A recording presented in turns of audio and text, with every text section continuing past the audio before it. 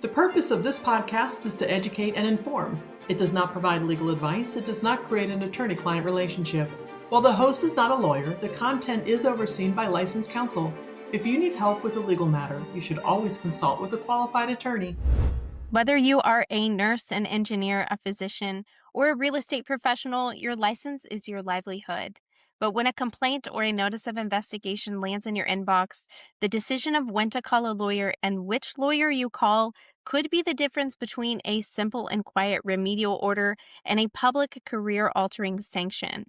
This is Know Your Regulator. I'm your host, Simone Murphy, and today we're talking about why the right lawyer at the right time is not just a marketing slogan, it's a real dividing line in how these cases play out. I'm joined by Bertolino Law Firm's Director of Legal Services, Troy Bollier, and certificated paralegal Valerie Rivera, who see these patterns, paper trails, and timing issues across many board and regulatory matters up close. Well, thank you both so much for joining me today. Thank you for having us. Absolutely. Yeah, I'm excited to talk to you guys. So, Troy, I'll start with you. You have seen hundreds of matters come through the firm. From your perspective, why do timing and choosing the right lawyer matter so much in these administrative licensing cases? That's a great question, Simone. I think it involves a number of different things.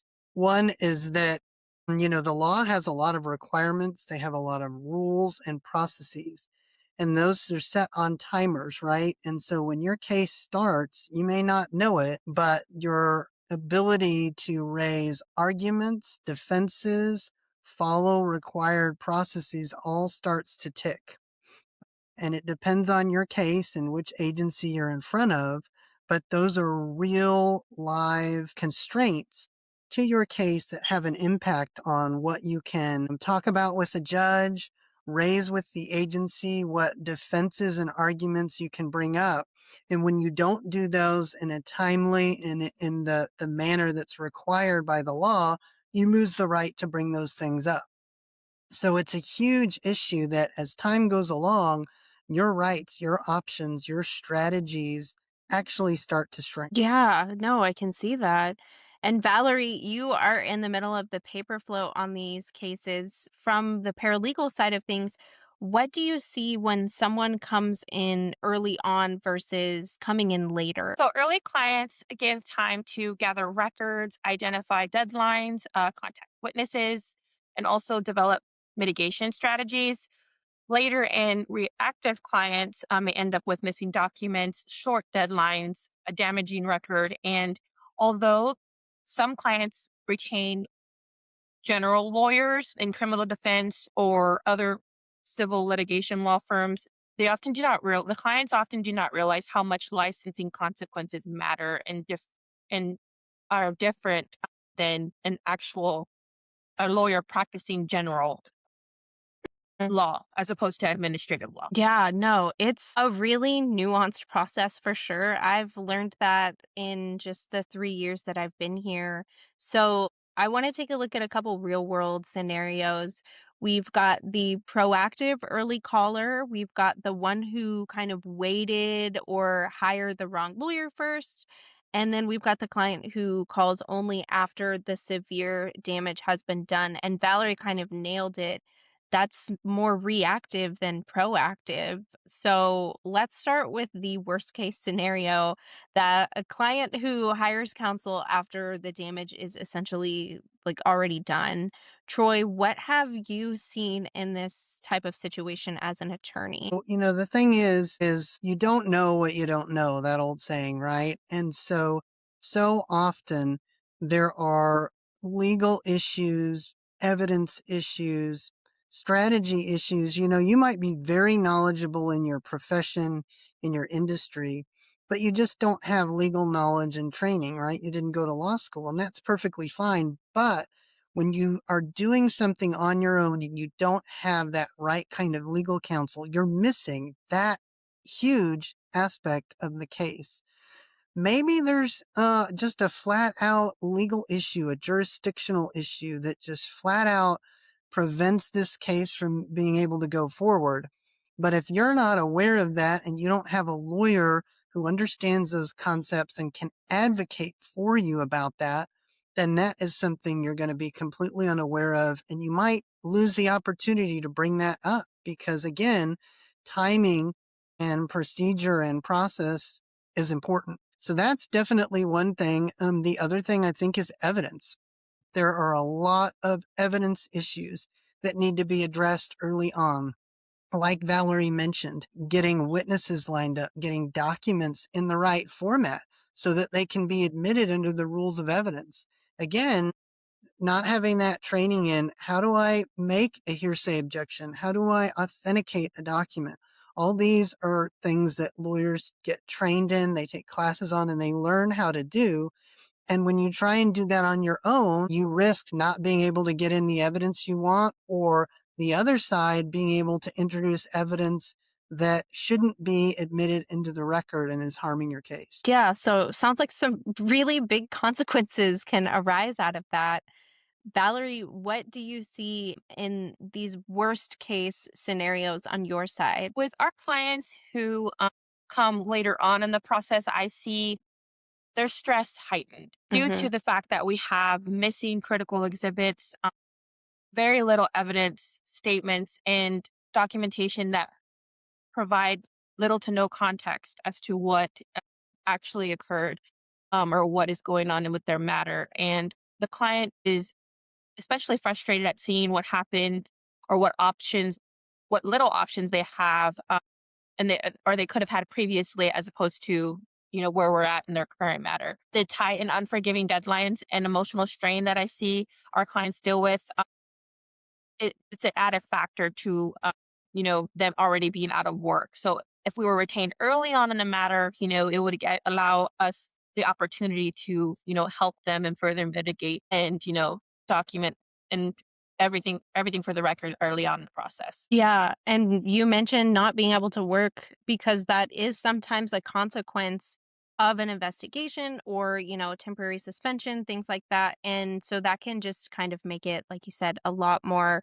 Your emotions are heightened, the stress is heightened, and you may not be able to comfortably afford an attorney.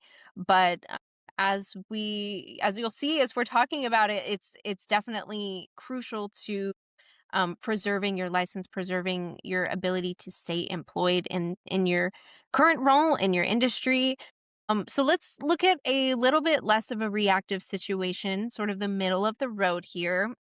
For clients who do call a lawyer, maybe they wait too long, or maybe they hire the wrong lawyer, like Valerie mentioned, criminal defense or family law. They may not even know this type of law. So, what does that kind of look like in real life, Troy? What have you seen? Yeah, this is a really critical component. I try and remind my clients, look, you might have a really great dermatologist and they do really great stuff for your skin, but they're not a brain surgeon. And if you need brain surgery, you got to go to the person who's the brain surgery specialist. And that's the same thing that's true for law, right? There are different areas of the law, and lawyers aren't trained and aren't experienced and aren't knowledgeable in all of them. And so I have seen many clients go and find the wrong lawyer.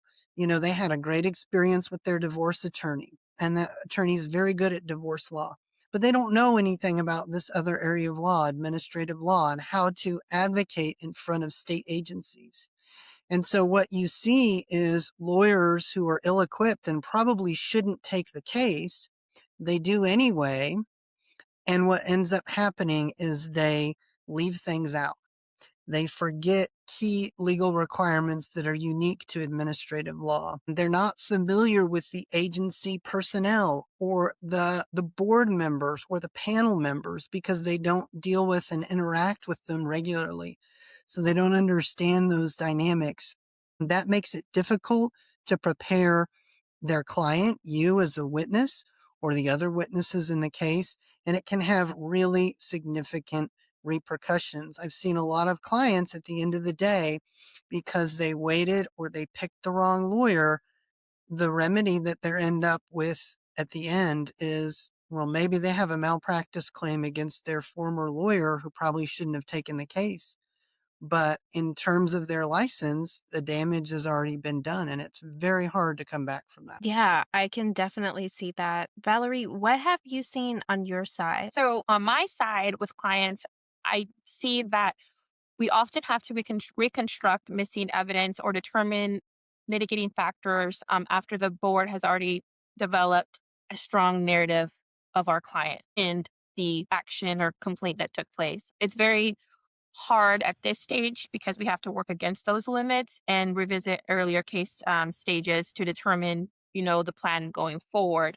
And clients often become emotional due to the fact that they believe the lawyer they retained early on in the matter was enough and ultimately realize that the practice area, they choose for the lawyer they retain really, really matters. And we often, again, spend an extensive amount of time trying to gather evidence. For example, prior hearing recordings, we have to submit open record requests, and ultimately it just leads to a lot more, you know, documentation gathering that pretty much causes further delay in the process. So we are essentially being reactive instead of proactive at this point in stage.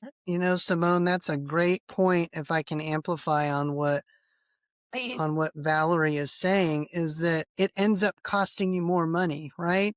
So Mhm. if you go and try and do your own dental work and repair your own root canal, you're probably not going to do it correctly, right? Because you're not a dentist. And so now, if either you tried to do it or somebody who's really not qualified to do that kind of dental work does it, now you've got two problems. And you've got the original problem that still needs to be fixed. And you've got the problem that was created from the poor work done. So a lot of times what I also see with clients is not only having to fix the original problem, but having to fix a new problem created by it. That costs more money, more time, there's more work involved. So that's another thing to really keep. And it's like Valerie said, sometimes these clients come in and these license holders have that 2020 hindsight in these matters, but that's kind of why we're talking about it. That's why it's so crucial to be proactive and to educate yourself on the best options. What kind of law has your attorney practiced previously? What kind of law are they practicing now? Do they practice other areas? And another big thing is when it's time to call the attorney. So let's look at that best case scenario that I mentioned where a client has called early and they pick someone who really understands the regulator and the industry that they're dealing with. Troy, can you walk us through a case that's typical like that? Yes, absolutely. So that's the best position. That's the one you want to be in. Right. And, thinking about this issue, I was reminded recently of three cases very similar to this. And you saw that progression between my client who got us involved very early, and we were able to frame up how to present things, the conversation to have with the regulator. We got the evidence up front. We had plenty of time to strategize. And ultimately, we were able to protect the client's license, and the outcome was exactly what the client was looking for. But as you say, when you progress further in the process and you delay or you go a different route, those options shrink and the damages become more significant. And the prospect of fixing the original problem gets harder and harder. So definitely, when you're getting there early and starting at the beginning, you have a clean slate to work off of. You don't have evidence mistakes. You don't have maybe misstatements or things that were put into the record because you talked with the investigator before you had an attorney, or because you made a written statement that in hindsight you probably shouldn't have made. It's just going to give you the best foot forward to frame the entire interaction, because it really is an interaction, right? It's a relationship. You as a license holder have a relationship with that licensing board, and how they perceive you as a professional and how they view this entire complaint and your response to it has a significant impact on the outcome. And you want to take every advantage you can to put yourself in the best posture to get the best possible result. Yeah, that is very, very well said, Troy. Valerie, what are you seeing when you see proactive clients like this? So when we see proactive clients, I definitely see how early representation equals control. We're able to control, the document preparation stage, and that's where I come in as far as building a timeline, calendaring and listing deadlines to ensure our clients don't miss, a very important deadline response, or I even start doing research and gathering statements. For example, character witness statements, statements from the client that, their attorney and their handling attorney has asked for, which would essentially be a chronological narrative as to what actually occurred, as opposed to what is on the complaint that we received on behalf of the client. And so a proactive, organized submission is much more presentable and persuasive to the agency, and with a client retaining the right legal representation, the handling attorney can help them create a robust response that, reflects what actually occurred and, present our client in the manner in which they have held themselves with their professional license. Yeah. So, what I'm really hearing is that the pattern is just to find someone who is specialized and call them early and make sure that you're honest with them so that they can work out a complete, like you said, robust, well documented story. And it's not a guarantee of a perfect outcome. Troy, you mentioned earlier that was the outcome that the client wanted. No lawyer should ever guarantee that they are going to give you a 100 perfect, outcome, but I can definitely see how this could be much better, a much better chance at a quiet, more manageable situation. You enter into, representation with, say, your buddy's, uncle or something, or, someone, a family friend that you've known for so long, and you trust that they're going to, basically do right by you because you're close to them. But like Troy said, sometimes that ends up in a almost a malpractice suit because they didn't really know what they were doing, and that can lead to just a lot of consequences more than you would think. So when you look across, all of these categories, those who are proactive, those who are delayed in action, and then those who wait until the very last minute, what are the patterns or the trends that stand out to you most? Troy, we'll hear from you first. Yeah, that's a great question, because I think these are the things that people who are looking for legal representation want to keep at the front of their mind. And it really, in my mind, boils down to three things. The first thing is very simple. Don't wait. Time is your enemy. It's not your friend. Things are not going to get easier. They're going to get harder. Options are going to shrink, and your ability to protect your rights and your license are going to shrink. So don't wait is number one. Number two is pick the right lawyer. That's critical. It's essential, right? If you pick the right lawyer, you're going to be in so much of a better position. I can't tell you how many times I've seen clients who have significant problems because they picked the wrong lawyer. And then the third thing I think kind of goes with picking the right lawyer is don't get confused about relationships, right? So just because someone's a friend, don't be confused that that is going to be the right lawyer for you. Just because someone's a family member doesn't mean they're the right lawyer for you.